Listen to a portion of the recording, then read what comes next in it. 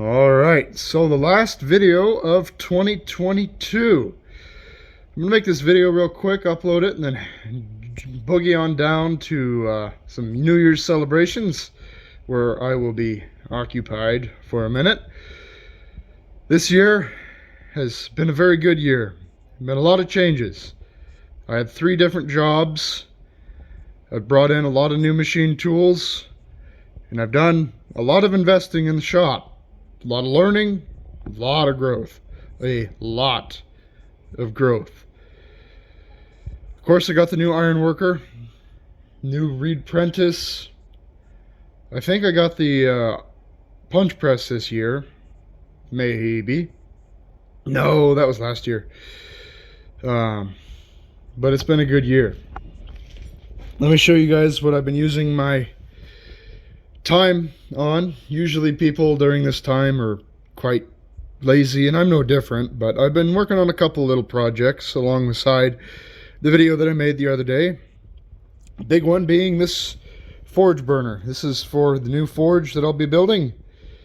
This new forge is going to be very interesting. It's going to have a ribbon burner forge, typical, just a box of hate and heat, powered by, of course, propane and forced air. And this is a 3-inch by 12-inch burner. Has 27 holes on the other side. I'll have to show you guys more on that, just show you guys it more in depth.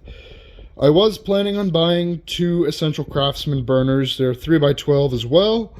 They're $240 a piece, plus shipping and tax and all that, which is an amazing price. If you want one of those burners, buy it. It's an amazing price. You cannot get a burner of that quality for the price. But I decided to build mine because I have a lot of refractory that I got for free, and I kind of just got a wild hair at my ass last night and threw all of this together. I was up until like 2 a.m. Putting this together. There's another big addition that I made to the shop, which is, you might be able to see those black lines. I have shop air now. There is a pancake compressor underneath the Reed Prentice now, which I installed today. That is, it's always on. It's always, the pressure drops, it'll turn on. I have a drop here on the lathe. That hose is this one that runs across, comes down, goes across. I have another one that comes up, goes across, that's going to go to a reel. I need to get a hose and some connectors for that. And then I have another one that runs up and over to the K&T. So now the K&T has air, and yeah, the floor is messy again. I was doing some machining on aluminum. I'll show you guys in a minute.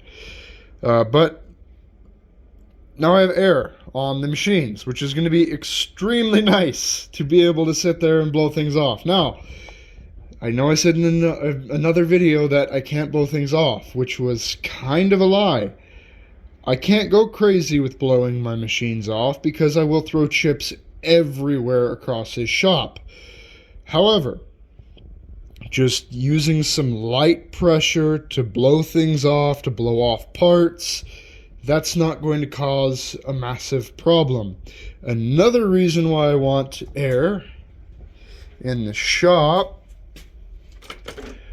are air tools like this one. These roll-lock discs, I use them at work every day. I have for a long time, and they are super nice with a good Scotch-Brite disc or a worn-out sanding disc to just get a good little bevel on your parts to deburr them. It's super quick, quicker than a file ever will be. Super nice. And the addition that I said I would have, the little quick change for the milling machine, well, it came in. I now have a Kingman White wrap adapter for the K&T. And I've been using it to do a little project, the milling and drilling on the forge burner, and another little milling project. Ooh. she needs to be put in a lower gear. There we go. Boom. Twist that, tool comes out. Take another tool, say you want to drill. Shove that up in there. Align it with the dogs, and then after you do that, you got to find the button. There we go. And there you go. It's extremely nice little adapter for the mill. I have 3 drill chucks, multiple end mill holders. Actually, one of these drill chucks is technically straight shank. So really I have an extra end mill holder, and I can use this drill chuck in the horizontal spindle of the K&T, which is going to be nice. So now I have 4 Jacobs 14N super ball bearing chucks, because I have these 3 and another one over there. They all use the same chuck key, which is convenient. But the part that I was drilling that has aluminum is this little tool holder for the tailstock. This is another little project that I worked on. I did make a mistake, but it's going to turn out to be a good thing. I drilled all these holes, but they're too big. At least too big for tools like this. This is for MT5 tools. And, whoop. But that's not a massive issue, because I can always make plastic sleeves that go over this and hold the tools more securely. Now, where exactly is this going to mount?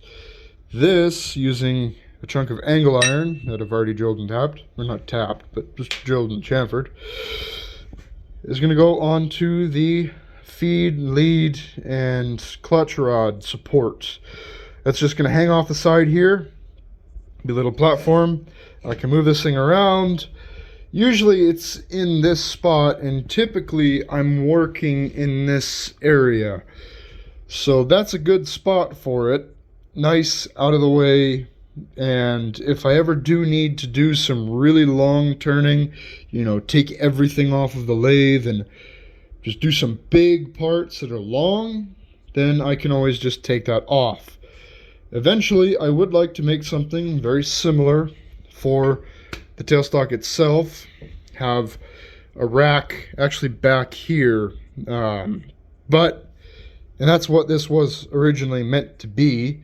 That's what I was going to use this chunk of aluminum for, was another rack back there. But to do that, I have to take this tailstock off of the lathe and get it onto the K&T and drill some holes. And I don't yet have a crane that I can use to lift and move this. I have that one, but even with a trolley and a hoist, it doesn't reach the table of the K&T. So, sad day. But it's alright. Well, I hope you have all enjoyed this year's videos. I know I've been very busy with a lot of things, and I haven't made a lot of progress on a lot of the projects that I have, but I really have made a massive impact here in the shop as far as my workflow, as far as my capabilities. Of course, the new lathe, I have a surface grinder now, I have the iron worker, I have so many more machine tools that I didn't have before. Even something as simple as a drill press was just an amazing addition to the shop. So this year has been amazing for growth, and I hope that the next year is also really good, and I hope it's good for all of you. Now, I have to go clean up and get boogieing on down to some New Year's celebrations, and I hope you all have a happy and safe New Year's. Thank you all for watching, liking, and subscribing, and have a good day.